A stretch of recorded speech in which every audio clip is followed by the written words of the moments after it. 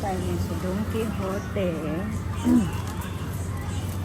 Saan naghanap po ako. Isa po itong supermarket dito sa Japan. Yan. Ito rin. Yan, narinig nyo kasi sabi lang Don Quixote daw. Meron silang mga obento rito. Ibig sabihin po ng obento yan, yung may mga kanin na, may ulam na. Para sa mga walang oras magluto. Madalas yan ang binibili nila. Ang tawag dyan, obento. Ito yung kinain ko kanina. Parang ganyan. Fried rice nila. Yan ang mga tinda-tinda nila, guys. Yan, siopaw yan, siopaw.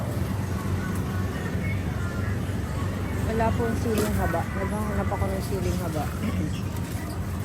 Pero wala po akong makita. Siguro doon na lang po sa isang supermarket. Yan, guys. Napakalaki po nito, no? Hindi ko na po maisa-isa sa inyo ang mga laman ng mga paninda nila rito.